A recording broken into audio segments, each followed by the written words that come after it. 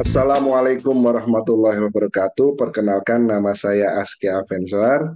Saya adalah dosen dari program studi S1 Arsitektur di Fakultas Arsitektur dan Desain Universitas Pembangunan Nasional Veteran Jawa Timur.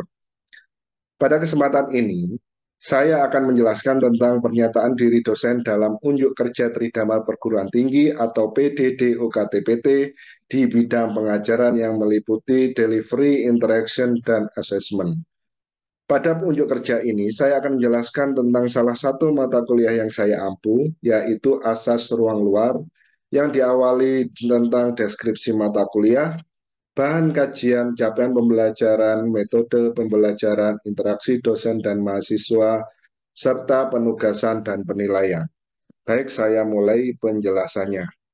Mata kuliah asas ruang luar memiliki kode AR 141282 dan akan dilaksanakan oleh mahasiswa pada semester 2.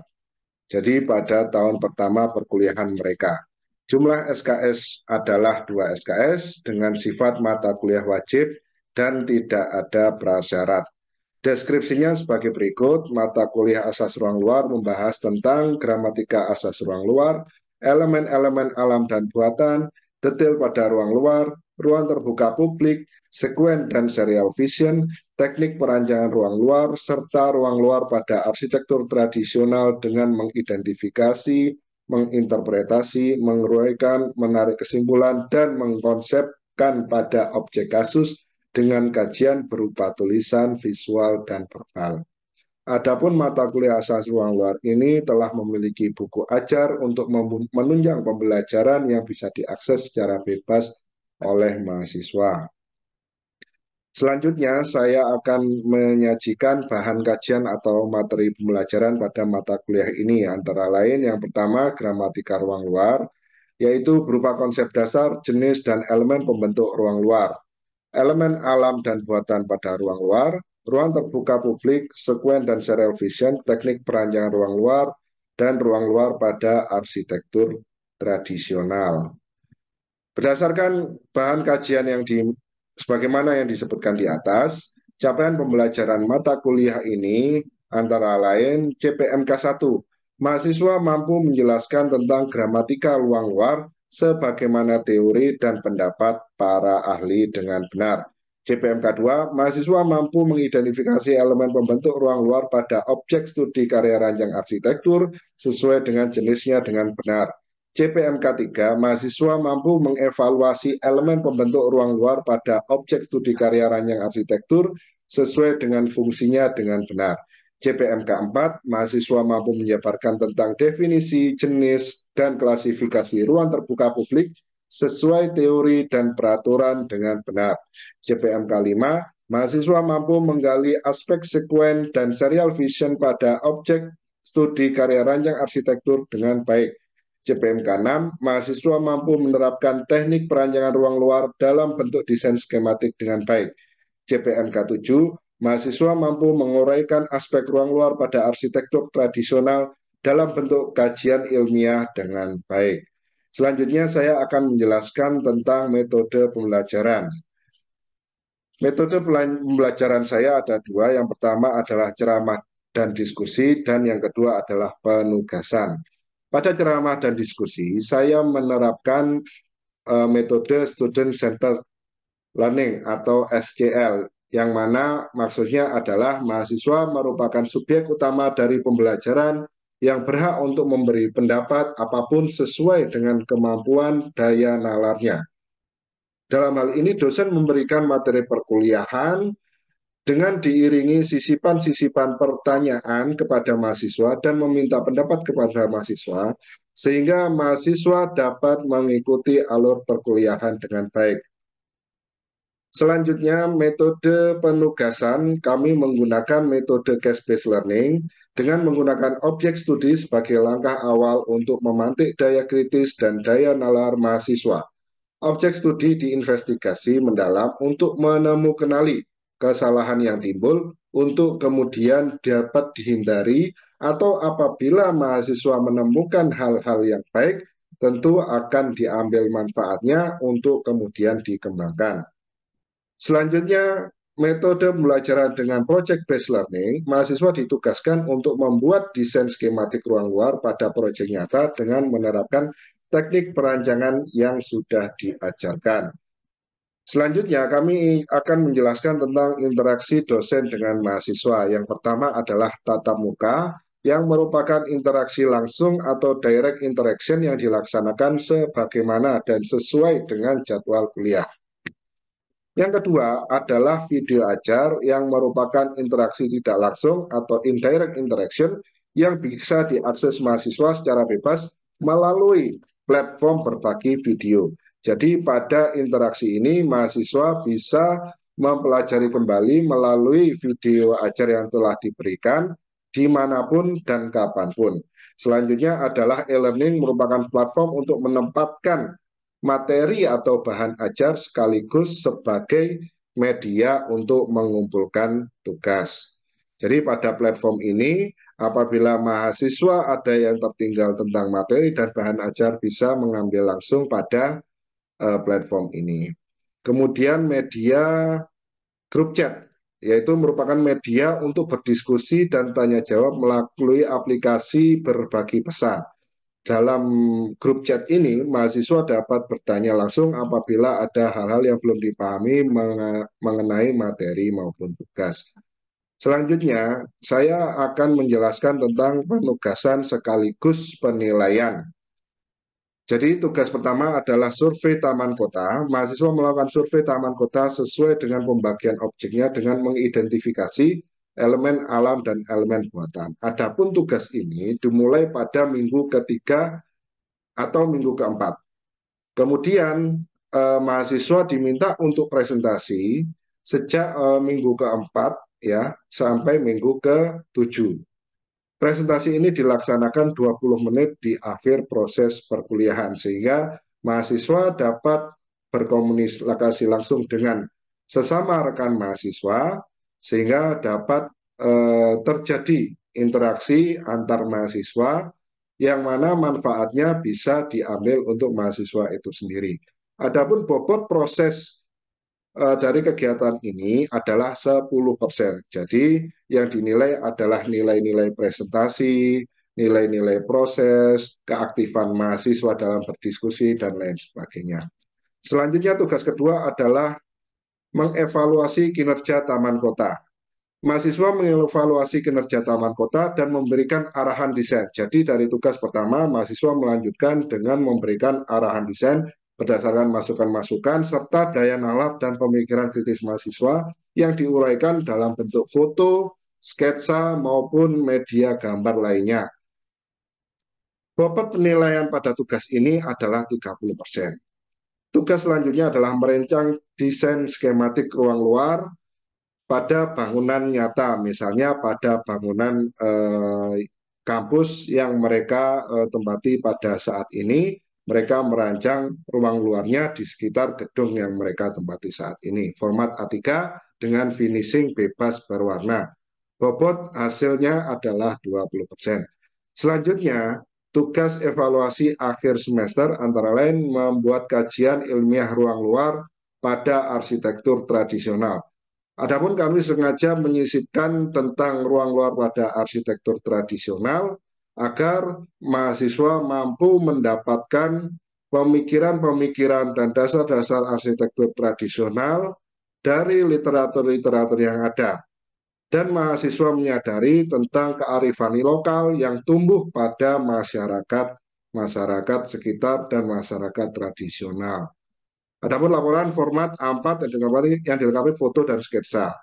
Bobot hasil mata tugas ini adalah 30%.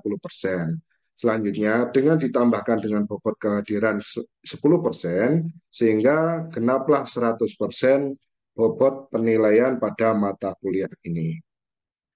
Berikut adalah contoh kerangka acuan kerja yang harus dikeluarkan oleh dosen ya agar mahasiswa mendapatkan acuan-acuan dalam mengerjakan tugasnya di lapangan, serta mendapatkan kriteria penilaian sebagai bentuk transparansi penilaian dosen kepada mahasiswa. Baik, terima kasih atas perhatiannya. Mohon maaf apabila ada kekurangan. Selanjutnya akan kami sajikan rekaman video pembelajaran tatap muka mata kuliah ini, yaitu mata kuliah Asas Ruang Luar. Demikian, terima kasih. Assalamualaikum warahmatullahi wabarakatuh. Salam bela negara.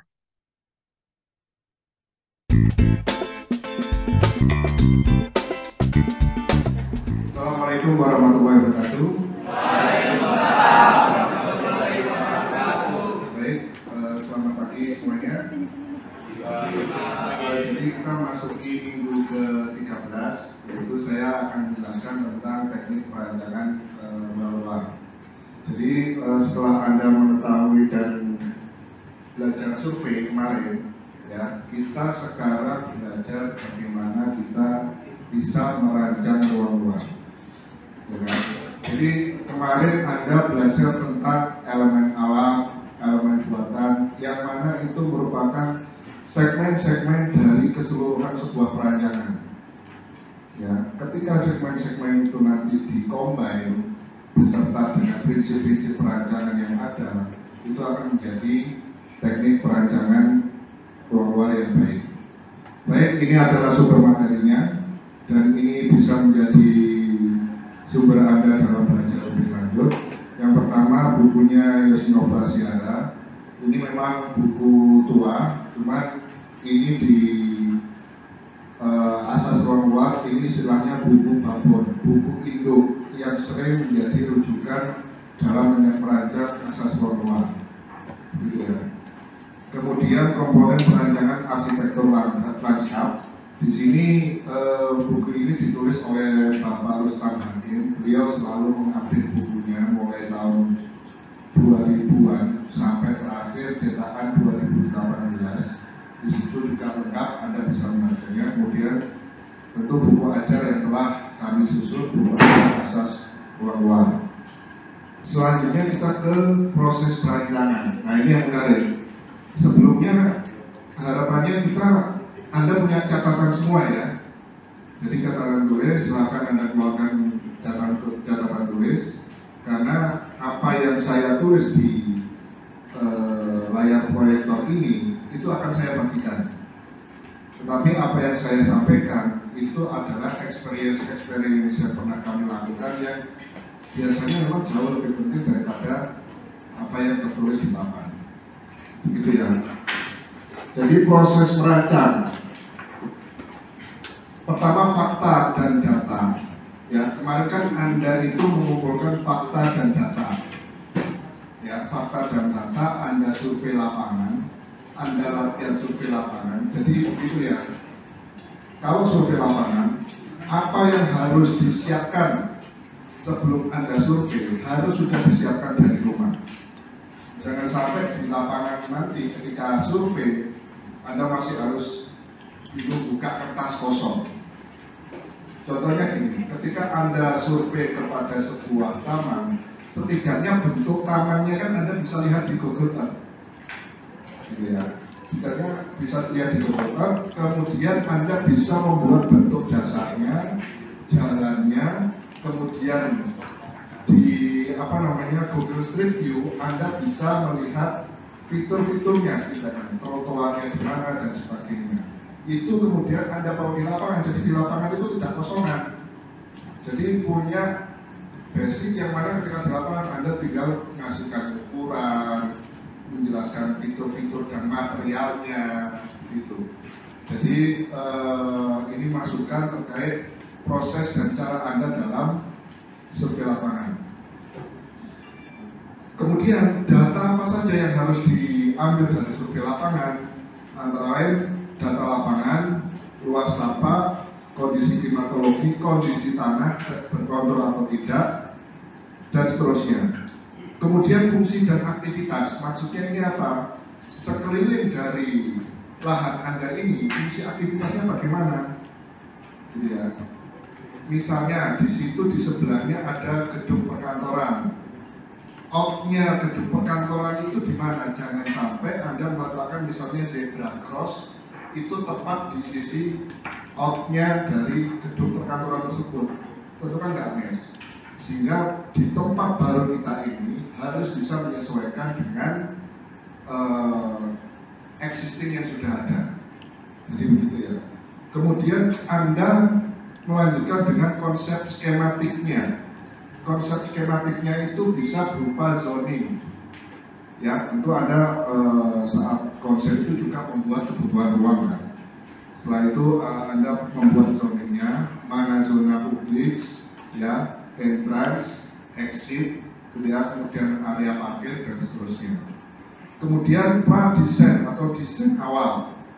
Ya, dari desain awal ini Anda bisa menyusun misalnya area untuk lapangan, ya, lapangan olahraga, kemudian tanaman-tanamannya di mana, kemudian kalau Anda mau pasang zebra cross itu di mana, ya, itu semua pra-desain.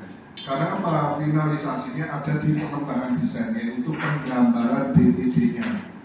Kalau sudah ngomong penggambaran DED-nya itu sudah detail, ada ukurannya semua sampai siap bangun.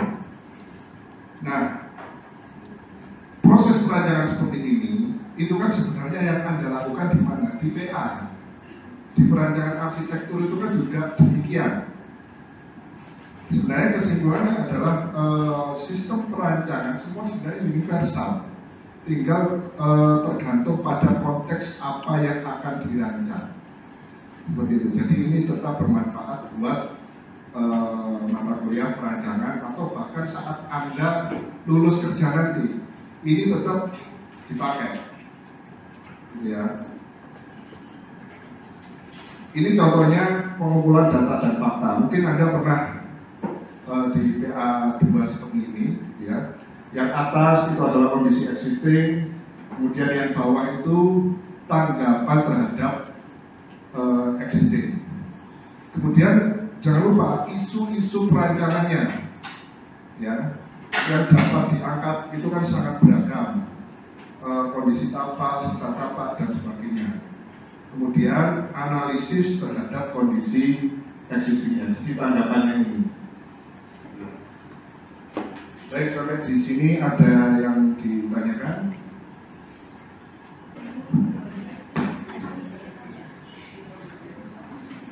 Oke, baik Pak, izin bertanya.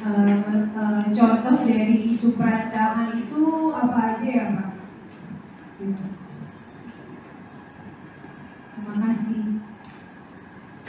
Baik, terima kasih Mbak Vinci. Isu-isu perancangan itu sangat beragam ya. Saking beragamnya bisa jadi konteks satu lokasi dengan lokasi yang lain itu bisa jadi berbeda. Ya, misalnya Anda mau membuat hotel tiba-tiba di tengah pemukiman. Ya, ini contoh ya, contoh isu perancangan di tengah pemukiman. Tentu isu perancangannya apa? Isu perancangannya berarti isu sosial. Gitu ya. Kadang pada suatu titik Anda bayangkan hotel itu kan tinggi ya, sementara yang lainnya rendah-rendah. Ada kalanya secara view orang itu nggak mau dilihat dari atas. Nah, ini perlu jalan tengah. Kemudian isu yang lain, kalau dari sisi asas luar, isu kontur, isu tanah atau lahan berkontur. Itu tentu Anda harus memikirkan bagaimana arah buang dari air hujan. Nah, isu-isu seperti itu yang harus diatasi. Kita tidak bisa diam terhadap isu tersebut. Bahwa isu itu ada, selesaikan. Jangan didiamkan apa kata nanti, jangan. Selesaikan. Anda sebagai arsitek harus detail soal itu. Levelingnya, gitu ya. Jadi air itu yang bisa ngalir akhirnya, tidak bentrok di satu tempat. Baik. Terima kasih atas pertanyaannya. Kita lanjutkan. Prinsip perancangan ruang luar. Yang pertama adalah skala dan proporsi, yaitu dalam ilmu arsitektur. Skala merupakan perbandingan antara elemen ruang atau bangunan dengan manusia, dengan penggunanya atau antara bangunan dengan lingkungan sekitarnya. Kemudian proporsi merupakan hasil perhitungan yang bersifat rasional yang terjadi bila dua buah perbandingan adalah sama. Artinya proporsi harus memperhitungkan kesesuaian dimensi dari sebuah elemen tersebut dengan lingkungan sekitarnya. Prinsip yang kedua, ini adalah contoh beberapa jenis skala ya. Ada skala ruang intim, ya, skala ruang intim, ada skala ruang monumental, skala ruang kota, skala ruang menakutkan. Maksudnya skala ruang menakutkan ini ketika Anda merasa dihimpit di antara dua gedung. Kemudian skala monumental mungkin paling mudah itu di Monas atau di Tugu Pahlawan. Itu skala ruang monumental. Sebenarnya kalau Anda lihat dari stasiun Gambir, Tugu Monas itu ya kayak kecil biasa gitu. Tapi begitu Anda mendekat datang di sebelahnya pada human level itu sangat tinggi sekali. Jadi keseimbangan itu tidak melulu simetris. Bisa jadi keseimbangan itu keseimbangan asimetris atau asimetris balance. Ya. Ini banyak sekali contoh-contohnya, misalnya kalau kita ngomong skala gedung ya itu gedung provinsi, kantor provinsi di Sambungan Pahlawan itu merupakan keseimbangan asimetris. Kemudian penekanan atau emphasis pada suatu rancangan dicapai dengan memberikan kontras. Baik, selanjutnya prinsip yang keempat, yaitu penekanan atau emphasis. Pada suatu rancangan dicapai dengan memberikan kontras pada suatu komposisi desain. Ini biasanya Anda kenal sebagai focal point atau point of interest. Baik, selanjutnya prinsip yang keempat adalah penekanan atau emphasis. Pada suatu rancangan dicapai dengan memberikan kontras pada suatu komposisi desain. Jadi ini biasa Anda kenal sebagai focal point atau point of interest. Ya, misalnya Anda menggarap ruang luar berupa taman. Biasanya di situ kan ada structure, gitu ya. Atau bahkan mungkin air mancur. Ya, itu adalah focal point atau point of interest. Yang mana kadang orang itu ke situ, ayo ke taman ini, gitu kan. Kita janjian di mana? Janjian di dekat air mancurnya, agak cie-cie gitu ya. Kemudian kalau pada skala gedung itu biasanya dengan pewarnaan, gitu ya. Atau pada podiumnya. Podium itu kalau gedung tinggi itu yang biasanya 3 atau 4 lantai saja yang dia itu menjorok. Kemudian kalau pada elemen interiornya bisa malah tambah macam-macam kalau dari sisi interior. Nah, kemudian prinsip sebenarnya banyak sekali. Cuma saya hanya menggambarkan tidak semuanya, tetapi yang paling utama juga jangan lupa pada sisi kesatuannya.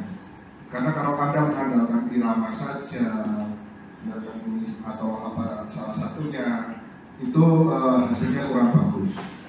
Memang dalam dosen arsitek itu mengajari soal desain itu memang tidak mudah. Karena apa? Kemampuan desain itu kalian bangun sendiri. Anda trial and error terus-menerus. Memang akhirnya harus tekun ya. Termasuk ketika Anda membuat bangunan ya, memang akhirnya harus tekun trial and error. Kok jelek ya diulang lagi, jelek ya diulang lagi. Kalau zaman sekarang masih enak, masih kita bisa menggunakan teknologi. Coba bayangkan masa lalu ya, kalau masa lalu masih sketsa ya. Sketsa itu nggak bisa di delete copy paste, tidak bisa. Kalau sekarang lebih enak, gitu ya. Tapi tantangannya kan akhirnya kan ketekunan. Toh ketika Anda menguasai dan punya kekuatan desainnya, beruntung siapa ya kan Anda sendiri, gitu ya. Jadi pada suatu momen saya sedikit cerita pengalaman saat saya bekerja di sebuah biro ya. ada sayembara terbatas. Ada 3 vendor yang diundang. Kemudian kantor kami saat itu enggak lah, karena banyak proyek ya, sudahlah kita nggak usah ikut lah. Kemudian hamil 1 hari, ini kok lowong nih, hamil 1 hari itu, longgar ini, ayo garap. Nah, begitu garap, ini kan yang garap kan langsung kepala studionya. Ternyata hasil desainnya seketika itu juga langsung bagus, langsung klik gitu loh. Kita semua satu tim ini langsung klik, kita pakai ini. Nah itu kayak gitu itu sebenarnya tidak serta-merta, itu kayak gitu itu latihan. Dan dilalah itu bahasa Indonesia apa ya? Apa ya? Kebetulan. Ya kebetulan ya. Ya kebetulan tapi kan takdir juga ya. Kita akhirnya menang. Karena desain kita itu ya memang secara komposisi proporsi kesatuan itu bagus. Ya kita sendiri wah kita puas sama desain ini gitu kan. Ya kebetulan ya alhamdulillah ya menang. Cuman itu saya ulangi lagi tidak bisa dibangun hanya semalam kemampuan itu. Harus dilatih. Makanya tolong halo kaum rebahan tolong dikurangi. Gitu ya. Karena apa yang kalian lakukan saat ini itu berpengaruh pada masa yang akan datang. Daripada rebahan, karena kalau yang misalnya memang cocok di arsitek, ayolah latihan desain dulu. Coba latihan bikin rumahnya sendiri, direnovasi, coba.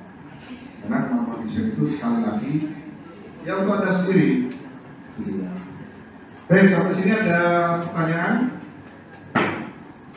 Baik, silakan Mas. Ya Pak, saya izin bertanya, apakah dalam proses merancang kita perlu menerapkan semua prinsip dari perencanaan tersebut? Terima kasih Pak. Baik, terima kasih atas pertanyaannya. Pertanyaannya apakah dalam merancang kita harus menerapkan semua prinsip? Jadi begini ya, sebenarnya teori-teori yang ada itu kan sebenarnya membantu kita dalam berpikir desain. Jadi kalau Anda saat lulus kuliah misalnya berpikiran bahwa teori-teori di bangku kuliah itu tidak bermanfaat sama sekali, sangat salah. Bahwa irama, kesatuan, harmoni, keseimbangan, komposisi itu kan semua teori ya Mas ya. Tapi ketika Anda itu sudah mencerap itu dalam diri Anda, ibaratnya sudah fusion Pak, gitu ya. Itu semua sudah otomatis. Kemudian kembali ke pertanyaan, apakah semuanya harus, gitu ya? Ya sebenarnya ketika sudah merancang, itu kan secara otomatis, oh ini irama, oh ini, tapi itu membantu kita untuk merancang prinsip-prinsip itu. Akhirnya kembali ke prinsip utama, yaitu apa? Kesatuan. Kesatuan Indonesia, ya, bukan ya. Jadi gitu, kembali ke kesatuannya antara warna, bentuk, material, kembali ke kesatuannya. Itu mudah-mudahan bisa dipahami ya Mas ya. Baik, mata kuliah ini saya akhiri. Terima kasih atas kehadirannya. Mudah-mudahan bisa menyenangkan semua. Saya tutup. Assalamualaikum warahmatullahi wabarakatuh. Waalaikumsalam warahmatullahi wabarakatuh.